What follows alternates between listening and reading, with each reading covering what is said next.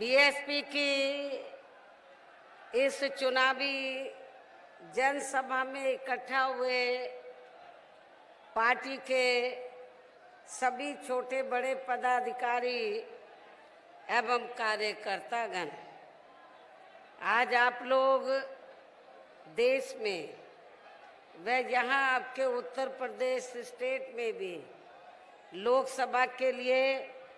हो रहे आम चुनाव में अपनी पार्टी के उम्मीदवारों के समर्थन में मुझे सुनने के लिए यहाँ इकट्ठा हुए हैं, तो उसके लिए मैं आप सभी लोगों का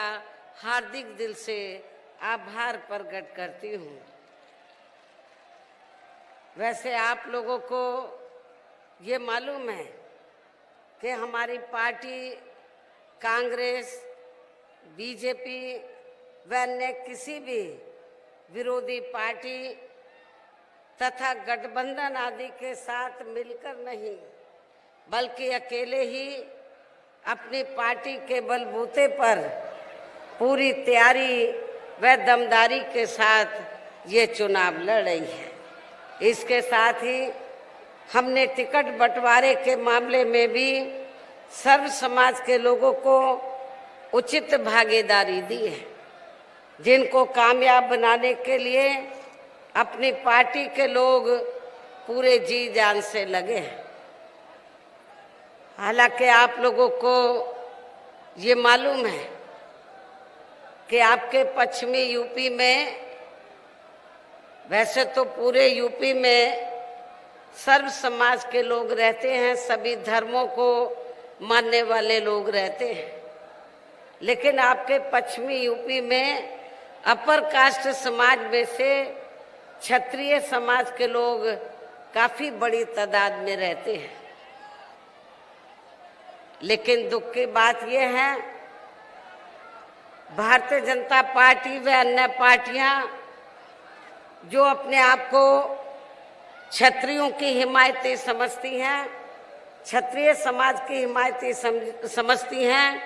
तो इस बार लोकसभा आम चुनाव में खासकर पश्चिमी यूपी में क्षत्रिय समाज की भारतीय जनता पार्टी और अन्य पार्टियों ने भी काफी उपेक्षा की है। लेकिन बहुजन समाज पार्टी एक ऐसी पार्टी है जिस पार्टी ने पश्चिमी यूपी में अन्य समाज के साथ साथ क्षत्रिय समाज को भी पूरा पूरा आदर सम्मान दिया है। टिकट बंटवारे के मामले में उनको उचित भागीदारी दी है। हमने पश्चिमी यूपी में आपके सहारनपुर मंडल से, मेरठ मंडल से हमने कई टिकट क्षत्रिय समाज को दिए हैं, और आपके जो गाजियाबाद लोकसभा की सीट है, आप लोगों को ये मालूम है कि यहाँ पर अपर कास्ट समाज में से क्षत्रिय समाज काफी बड़ी तादाद में है, लेकिन इस बार क्षत्रिय समाज की यहाँ उपेक्षा की गई है। भारतीय जनता पार्टी ने क्षत्रिय समाज को टिकट न देकर उनकी उपेक्षा की है, जिसको लेकर क्षत्रिय समाज में काफी नाराजगी थी। पंचायतें हुई और पंचायतों में मुझे ये जानकारी मिली है, ये फैसला लिया गया कि जिस पार्टी ने हमारे समाज को भागीदारी दी है लोकसभा आम चुनाव में,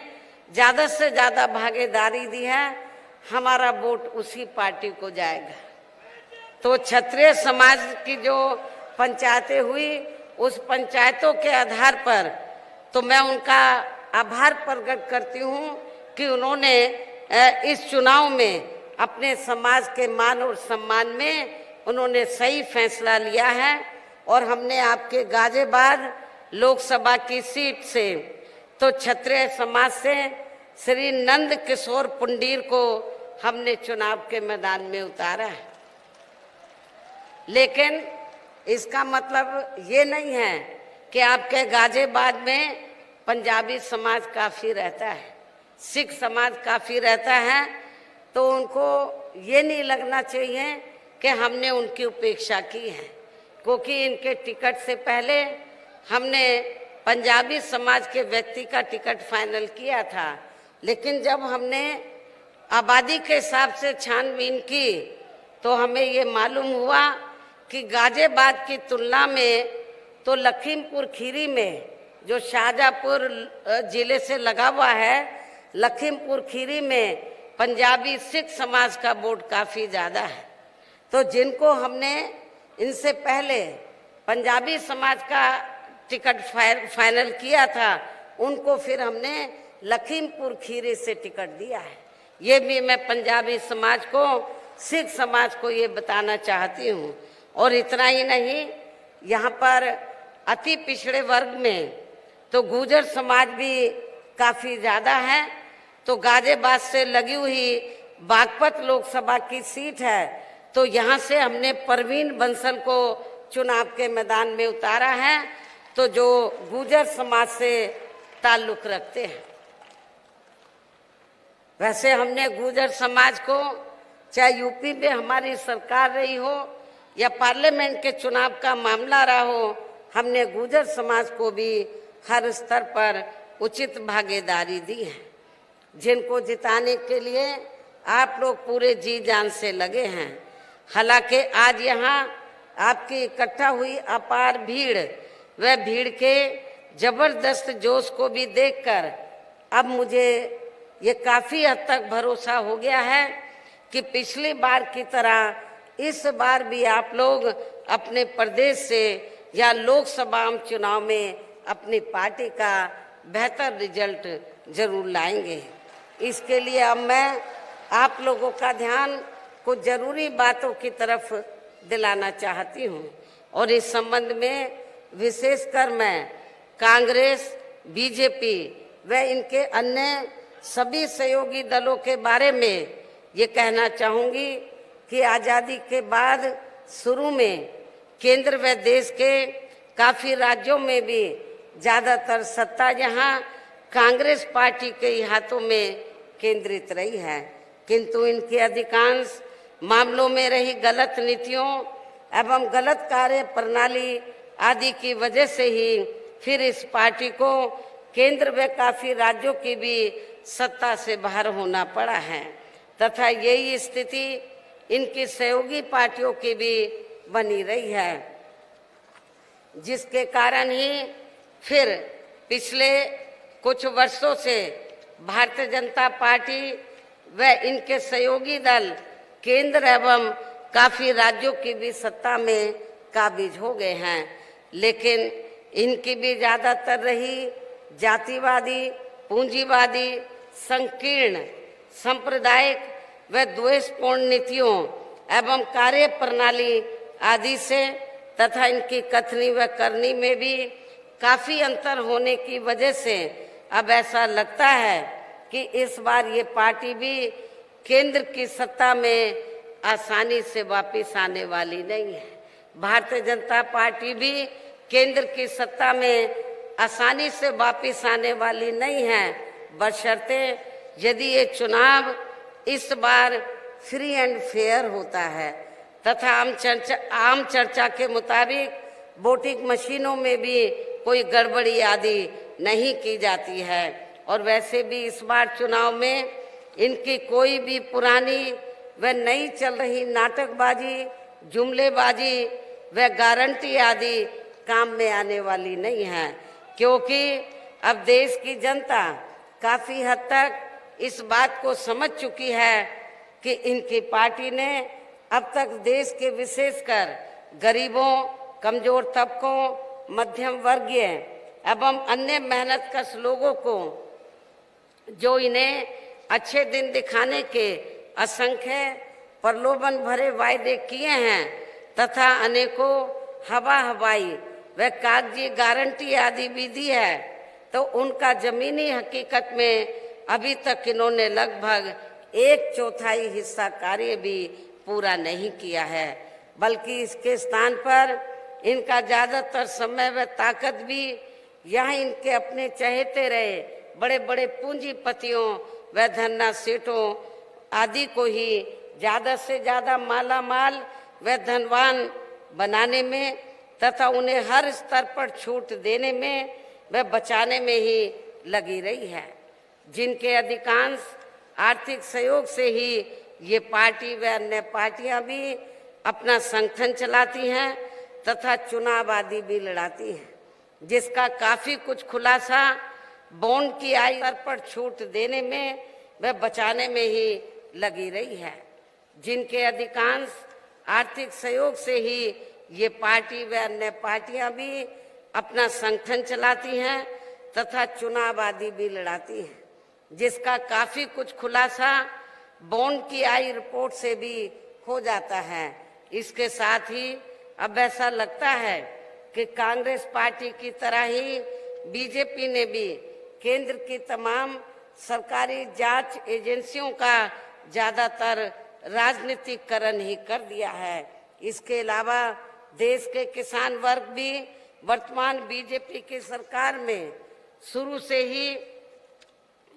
से ही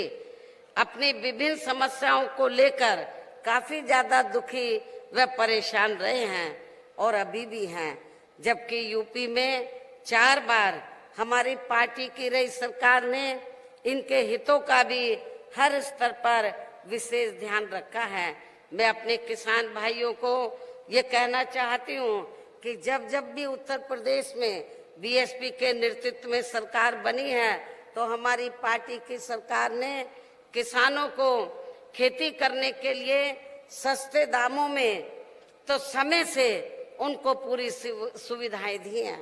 और उनकी हर फसल का उन्हें उचित दाम दिया है। और आपके पश्चिमी यूपी में क्योंकि गन्ना काफी होता है तो गन्ना किसानों को मालूम है कि उनके गन्ने का भी हमारी सरकार ने वर्तमान या पहले जो भी सरकारें रही हैं उनसे कई गुना ज्यादा दाम बढ़ाकर उनको दिया है। इतना ही नहीं बल्कि केंद्र में पूर्व की रही कांग्रेसी सरकार की तरह ही वर्तमान भाजपा सरकार में भी इनकी जातिवादी हीन सांप्रदायिक एवं पूंजीवादी सोच व नीतियों के चलते ही पूरे देश में सर्व समाज में से खासकर गरीबों, दलितों, आदिवासियों, पिछड़े वर्गों, मुस्लिम व अन्य धार्मिक अल्पसंख्यक समाज के लोगों का भी पूर्ण रूप से विकास व उत्थान आदि नहीं हो सका है। और इस संदर्भ में वैसे आप लोगों को ये मालूम है कि पूरे देश में यहाँ दलितों, आदिवासियों एवं अन्य पिछड़े वर्गों का सरकारी नौकरियों में वर्षों से अधूरा पड़ा आरक्षण का कोटा भी अभी तक पूरा नहीं भरा गया है। विशेषकर एससी व एसटी वर्गों के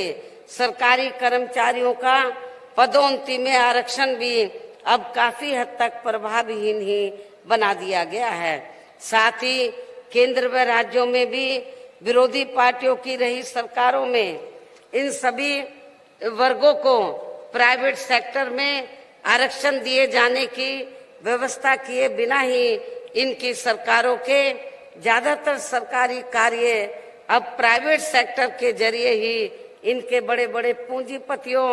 व धन्ना सेठों आदि को ही दिए जाने के कारण अब इनको पूरे देश में आरक्षण का बहुत कम ही लाभ मिल पा रहा है। इसी प्रकार इनका अन्य और मामलों में भी शोषण में उत्पीड़न आदि होना अभी तक भी बंद नहीं हुआ है। इसके साथ साथ मुस्लिम व अन्य धार्मिक अल्पसंख्यक समाज के लोगों की भी हालत हर स्तर पर यहाँ काफी ज्यादा खराब व दयनीय बनी हुई है, जिसका काफी कुछ खुलासा सच्चर कमेटी की रिपोर्ट में भी किया गया है। इतना ही नहीं बल्कि पिछले कुछ वर्षों से केंद्र व अधिकांश राज्यों में भी बीजेपी व आरएसएस की सरकारों के चलते हुए अब इनका विकास एवं उत्थान आदि होना भी काफी हद तक बंद सा हो गया है। आए दिन इन पर खासकर हिंदुत्व की आड़ में, धर्म की आड़ में हो रही जुल्म जाति भी यहाँ काफी ज्यादा चरम सीमा पर पहुंच चुकी है। इसके साथ साथ अपर कास्ट समाज में से विशेषकर गरीब लोगों की भी हालत हमें कोई